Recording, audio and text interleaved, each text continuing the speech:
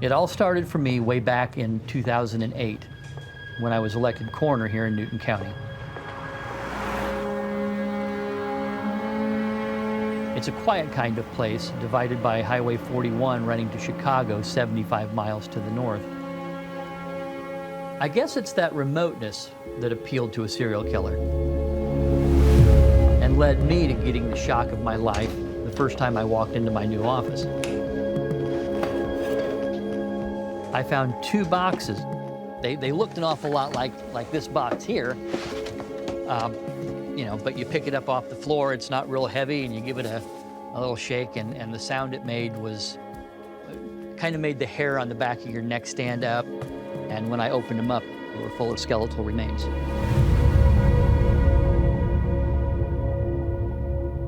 I felt mad. Mad that they were in boxes, mad because it didn't seem like anybody cared anymore. I guess mad enough, I felt it was my job to take care of it, to do something about it. And I gave them the names of Adam and Brad, because now with names, they're people, and you can't forget people. We had some flyers made up. My daughter and I literally went around to all of the towns within probably a 50, 60 mile radius, any place that would allow us to, and no luck.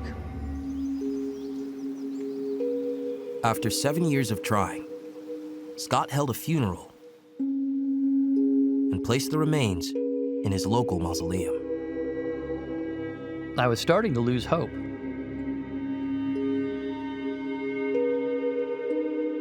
But I never once gave up. Remains found at a farm in Newton County have been identified as a victim of a late serial killer. A revolutionary genetic technique provided Scott with a breakthrough at last. The coroner worked with the nonprofit called Doe Project to find relatives who were a genetic match. The Doe Project were able to source DNA from Brad's remains, upload it to an online database, and trace his family. Every Doe case that we take on matters, but helping Scott return these young men to their families felt especially important. The coroner identified the victim as John Brandenburg Jr. He had been known as Brad Doe since 1983. When we actually took his remains back home, Mom gave me this little hug, and the words that she said will stick with me forever. She said, "I've waited 37 and a half years for Johnny to come home, and you finally brought him back." That's what makes this job so important. But I know that there's another family out there that's missing their son. I've got to find Adam's family.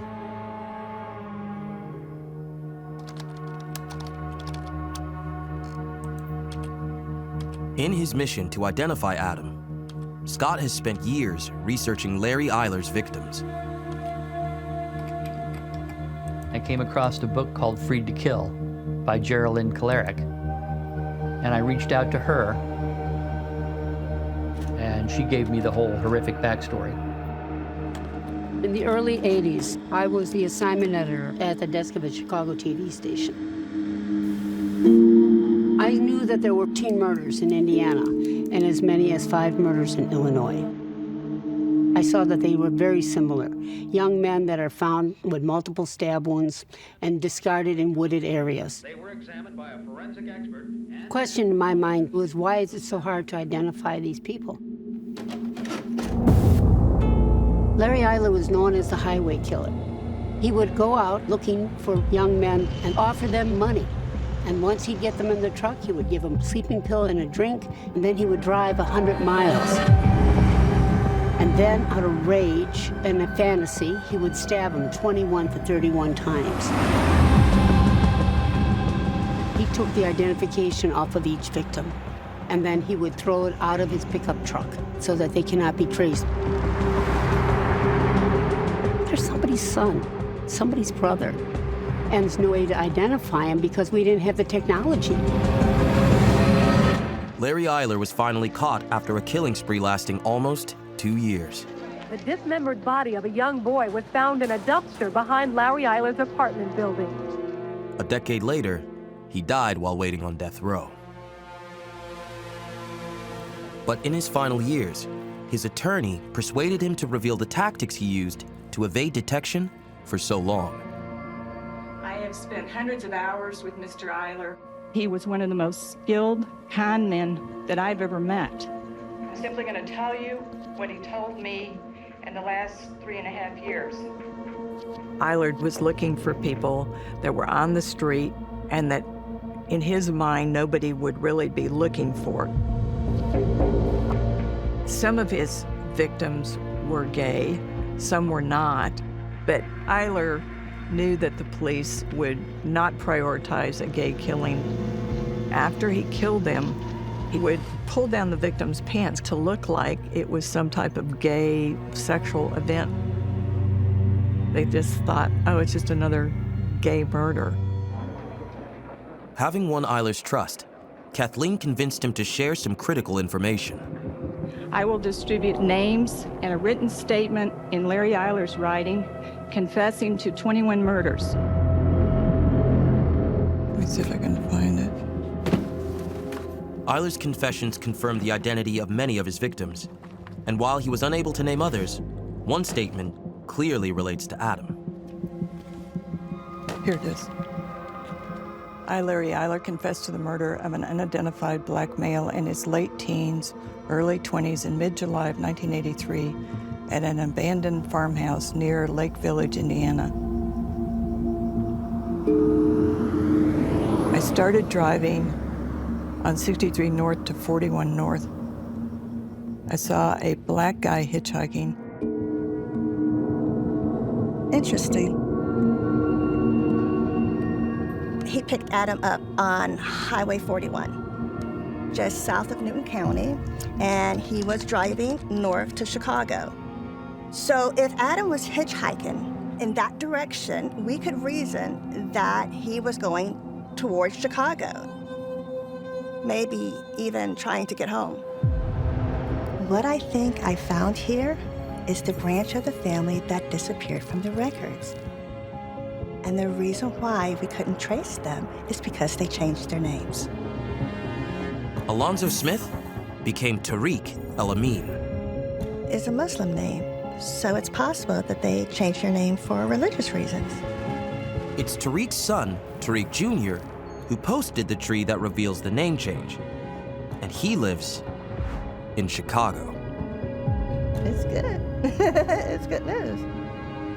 I just can't wait to tell Scott in the morning. This is a cell number. Mm-hmm. Well, I will try calling him and we'll see what he thinks.